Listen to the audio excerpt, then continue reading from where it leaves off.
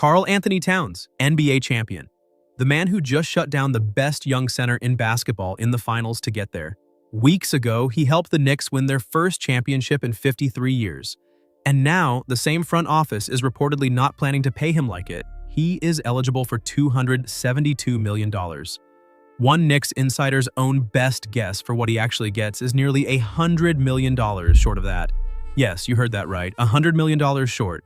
Here's what's coming. The owner's own words, explaining why. The real reason this is not even the first time Towns has been stiffed on a contract, and the exact teammate whose pay cut the front office is reportedly using as the excuse to ask Towns for the same sacrifice. To understand how strange this situation has become, you have to understand how he got to New York in the first place. Karl-Anthony Towns. Number 1 overall pick, 2015. 9 seasons in Minnesota. Multiple All-Star, already carrying 1 Supermax extension from the Timberwolves. Then, September 2024, a 3-team trade. Julius Randle, Donte DiVincenzo, Keita Bates-Diop, all sent to Minnesota. New York needed a center. Isaiah Hartenstein was gone. Mitchell Robinson was hurt. Towns was the fix. It worked. Towns led the entire NBA in rebounding, nearly 12 boards a night, then kept producing through 19 playoff games on the way to the finals. In the 2026 finals, he didn't just win a title. He shut down the best young center in basketball to do it. Point guard Jalen Brunson took home finals MVP, 32.6 a game, a finals record 45 in the closeout win. But when Towns was the primary defender on Victor Wembanyama, the reigning Defensive Player of the Year, Wembanyama, shot 36.8% and turned it over 7 times. Over the whole season, San Antonio's entire offense dropped 14 points per 100 possessions every time Towns guarded the rim. Against a Spurs team that had jumped from 22 wins to over 50, built around Wembanyama himself. That is not a good defensive year. That is the specific reason New York is holding a trophy for the first time since 1973. Look at how that finals series actually played out, game by game. Game 1, 18 points, 12 rebounds. Game 2, 21 points, 13 rebounds. By Game 4, it wasn't only about his own scoring anymore. 13 points, 10 rebounds, still locking up Wembanyama possession after possession. Game 5, the clincher, just 2 points. But 10 more rebounds and still doing his job on defense, while Brunson took over as finals MVP. And in the exact possessions where Towns guarded Wembanyama, Towns himself shot 58.3%. This was not a defense-only role player riding a title. It was a two-way center doing both jobs against the best young center in the league. Every single game. So here's the part that doesn't add up. Towns is eligible for a 4-year Supermax extension, roughly $272 million. Owner James Dolan has already said it, on the record, to WFAN Radio, "We cannot go into the second apron." Translation: for anyone who doesn't follow the cap rules. The second apron is a financial tripwire, set at roughly $222 million in total team salary. The NBA uses it to punish teams for stacking too many expensive contracts, locking them out of trades and roster tools the moment they cross it. Dolan's exact words: "I'll write as big of a check as possible, but I can't write a check that goes into the second apron." One Knicks insider, SNY's Ian Begley, has floated a number, around $45 million a year. His own best guess, modeled on what Rudy Gobert signed for in Minnesota. To be clear, that is not a reported offer from the team. It's one reporter's projection. But even as a guess, it lands nearly $100 million under Towns' actual max. And it raises the real question nobody's answered yet. How does a team hand out a number that low weeks after that same player delivered them a championship? Here's what almost nobody outside New York has connected. And it's the real reason this doesn't read as a one-time budget decision. This isn't the first time the Knicks have done this to him. A full year before anyone was talking about $272 million, Towns was eligible for a much smaller deal. 2 years, $150 million. Deadline, October 20th, 2025.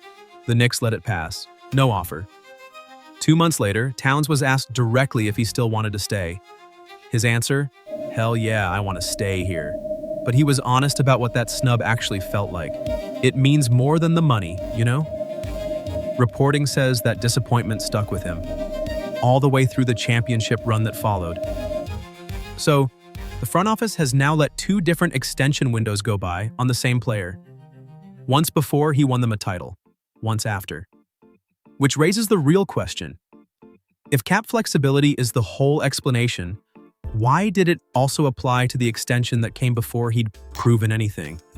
And why does it still apply now that he has? And here's the part that makes it more complicated, not less. The Knicks aren't hiding their playbook. They're reportedly using it directly on Towns. Point guard Jalen Brunson, the actual finals MVP of this championship, signed his own extension for $156.5 million. $113 million less than he could have gotten a year later. Specifically, so the team could stay flexible. Reporting says the front office is hoping Towns makes the same sacrifice Brunson already made. Towns never agreed to that standard. Nobody's said he has to.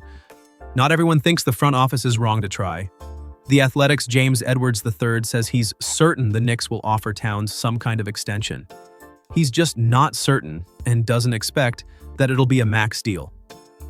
And the team already made one real sacrifice of its own to protect this exact cap position.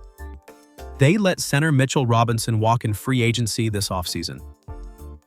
None of this is about Towns and the front office hating each other. Team President Leon Rose and Senior Vice President Gerson Rosas are the two executives actually running these numbers.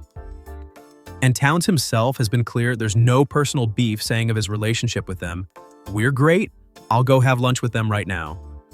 The tension here is structural, not personal. The same second apron math squeezing Towns' number is also what the front office needs to keep the rest of this championship roster together. Brunson, OG Anunoby, Mikal Bridges, Josh Hart, all need their own contracts eventually. And every dollar that goes to Towns is a dollar the Knicks can't spend, keeping the rest of that group in New York. But not everyone thinks that's enough. ESPN's Kendrick Perkins put it plainly, Towns is still the most important player on this roster. And he's not just arguing that in theory. Trae Young recently signed for $212 million. Austin Reeves signed for $180 million. Perkins' actual point, Towns, the guy who just won a finals guarding a Defensive Player of the Year, is already outproducing both of those deals.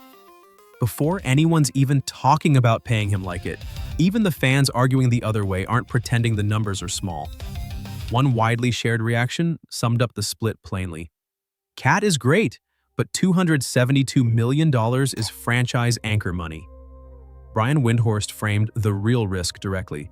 He wants that max extension, and it's completely reasonable. But if his standard is max or bust, it becomes uncertain. The real fear inside the building, according to Windhorst, isn't the number itself. It's that Towns could hit unrestricted free agency in 2027, with nothing resolved. Towns hasn't stayed quiet through any of this either. When a New York Times Magazine interviewer invoked Kevin Garnett's old reputation for demanding toughness, from back when Garnett mentored a rookie Towns in Minnesota, to challenge how hard Towns actually plays defense now, Towns didn't dodge it. His response? "I mean, I was guarding him well when he was there, but he's a competitor. I'm getting a lot of steals. What were we in defense this year, top 3? Then he added the line that actually lands. "So we did a pretty damn good job at it, thank you. No one said that in the playoffs when it was working." Here's where it stands right now. No deal is signed, no hard deadline is public. Towns himself sounds calm about it on the record. These are the things that handle themselves in the offseason as long as I handle myself on the floor.